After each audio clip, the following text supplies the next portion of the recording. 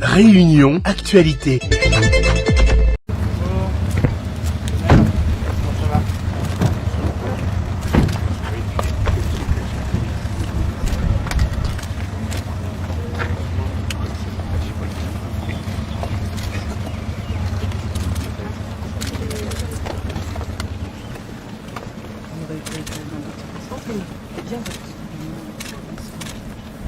Voilà. Monsieur le ministre, bonjour. Robert, je suis agriculteur et je représente le président du conseil départemental, du conseil départemental de Saint-Benoît, Sainte-Rose et Saint-Claude. L'ensemble collégiale que vous êtes aussi rapide pour venir voir une exploitation, ça nous réconforte vraiment beaucoup. Merci à vous. Je suis Pascal Rel, président de la coopérative. Les adhérents. Au minimum, je pense que c'est 3 mois pour remettre en place. Voilà. C'est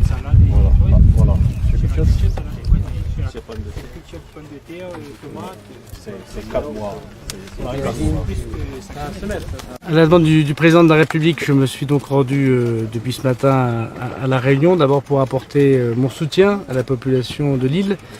Évidemment, ce sont des moments difficiles, très difficiles d'ailleurs. Et vous le savez, il y a eu des personnes qui sont décédées, souvent des personnes isolées, qui ont refusé des hébergements d'urgence. Évidemment, nous pensons à eux et à leurs familles.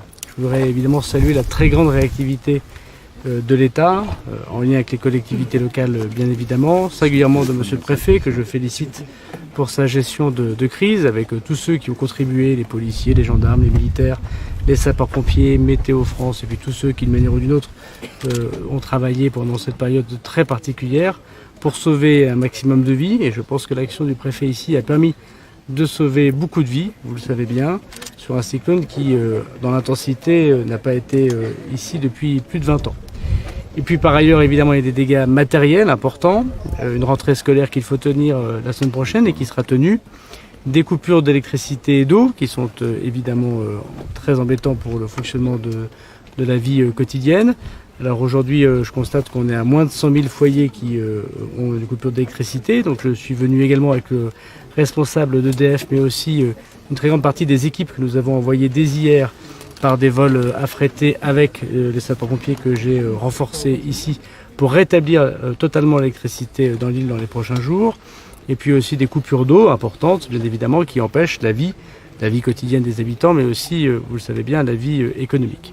Et puis il y a un endroit particulièrement touché ici dans l'île, qui est de la richesse de la Réunion, qui est la production agricole, qui est l'agriculture, avec des agriculteurs très courageux qui vivent déjà difficilement du fruit de leur travail et qui méritent d'être particulièrement accompagnés. C'est pour ça que je suis venu ici, monsieur le maire, dans votre commune, auprès des agriculteurs, pour leur dire qu'on est à leur côté et que les moyens financiers du ministère de l'Intérieur et des Outre-mer sera débloqué très rapidement, puisque nous avons convoqué vendredi dans l'Hexagone l'état de catastrophe naturelle, la réunion des ministères qui va dans une procédure très simplifiée et qui sera la demande expresse de Monsieur le Préfet, permettre de pouvoir déclencher des dédommagements très importants pour les particuliers comme pour les entreprises, comme pour les agriculteurs, mais également bien sûr créer de régime assurantiel, puisqu'il y a aussi une partie des assurances qui doivent faire leur travail, puisque l'État fait le sien. Alors ce sera extrêmement rapide, puisque 24 heures après le cyclone, me voici sur place. Nous avons convoqué pour vendredi, donc c'est vraiment extrêmement rapide, puisqu'il faut regarder les cartes de Météo France, avoir le retour de Monsieur le Préfet, constater des dégâts, ce qui est en train d'être fait. Et donc une fois que l'état de catastrophe naturelle vendredi est publié, nous allons pouvoir dès la semaine prochaine faire des accompagnements extrêmement concrets.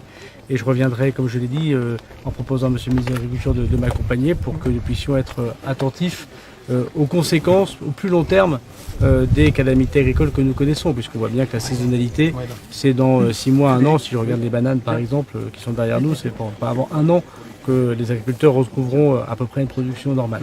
Donc ce sera le plus rapide possible.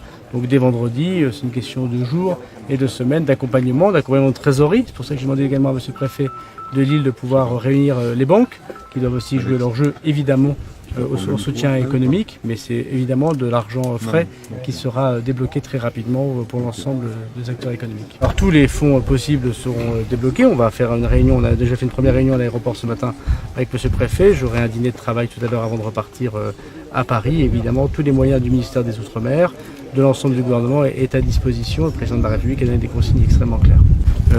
L'évaluation des dégâts n'est pas encore complète. Il y a aussi des zones que nous n'arrivons pas totalement à joindre.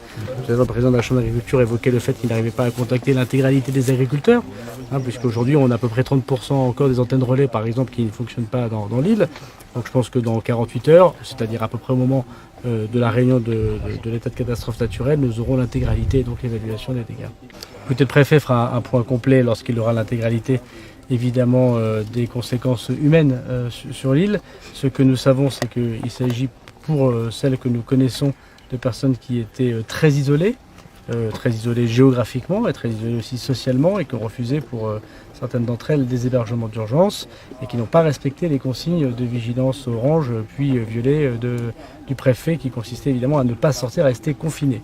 Et donc pour l'instant, de ce que nous évaluons, mais il y aura évidemment des enquêtes qui seront faites bien évidemment, des gens qui n'ont pas respecté les consignes de sécurité. Moi je constate évidemment que ces consignes de sécurité très strictes, avec un grand renfort de communication, notamment le système FR Alert sur vos téléphones, que nous avons créé au ministère de l'Intérieur au lendemain du drame de Lubrizol. Donc ça je pense que c'est une réussite de sécurité civile qui est à mettre au crédit du ministère de l'Intérieur et des Outre-mer, a permis de sauver énormément de vies. Et il fallait évidemment respecter ces consignes. J'ai remercié Monsieur le Préfet de l'avoir bien rappelé. Je veux aussi saluer le courage des gendarmes, des policiers, des sapeurs-pompiers qui, parfois dans des conditions extrêmement difficiles, sont allés sauver des personnes ou parfois au procédé ou accompagner des accouchements qui permettaient évidemment pendant cette période de pouvoir sauver un maximum de vies. Le préfet aura l'occasion de revenir sur cela et évidemment ces personnes seront distinguées. Le souci de l'État, du ministre, des préfets, c'est l'intérêt général, au-delà des intérêts particuliers. Et le préfet a très bien agi en ayant peut-être une position qui n'a pas plu à tout le monde, mais qui a sauvé des vies et qui a notamment sauvé la vie de nos sapeurs-pompiers, de nos policiers, de nos gendarmes qui meurent en intervention, qui sont aussi des pères et des mères de famille comme les autres. Ça n'a pas empêché que ici ou là, dans des situations exceptionnelles, pendant d'ailleurs cette période violette, le préfet n'ait pas accordé des secours. Je pense notamment à une personne qui était bloquée dans un ascenseur et pour lequel les pompiers sont intervenus à la demande du préfet malgré cette séquence où on ne pouvait pas sortir. Donc il y a eu évidemment des secours aux personnes. Mais ça n'avait aucun intérêt de protéger des biens pour risquer la vie de femmes et d'hommes qui sont des pompiers, des policiers, des gendarmes. Donc il faut savoir que pendant ces quelques heures, d'abord la communication a permis aux gens de ne pas sortir parce que c'est souvent par imprudence et aussi par manque de respect des consignes de sécurité que moi je préside malheureusement des enterrements de policiers, de gendarmes, de pompiers parce que les personnes ne respectent pas les règles. Et donc le préfet a eu parfaitement raison de le faire. Je pense d'ailleurs que tout le monde le souligne, ici à l'île de la Réunion comme à Paris, vraiment l'incroyable gestion de cette crise. Il suffit de regarder les territoires qui sont autour de l'île de la Réunion pour voir que l'État français a été au rendez-vous. Le système d'aide local, je sais que la région, le département peuvent y contribuer, mais national jouera à plein et il n'y aura pas de conséquences pour les Réunionnais. J'ai dit que je revenais dans quelques jours, peut-être au début du mois de février. Je proposerai au ministre de l'Agriculture de m'accompagner pour qu'on puisse non seulement voir arriver les aides, mais évidemment regarder le fait qu'il n'y ait pas de conséquences entre l'offre et la demande, du fait qu'il y ait moins de produits qui soient produits ici ou des importations de produits qui ne seraient pas de qualité pour les Réunionnais. Et donc nous ferons ce travail après cyclone, si j'ose dire, qui permettra aux habitants de ne pas subir des calamités déjà très importantes. Merci beaucoup. Merci.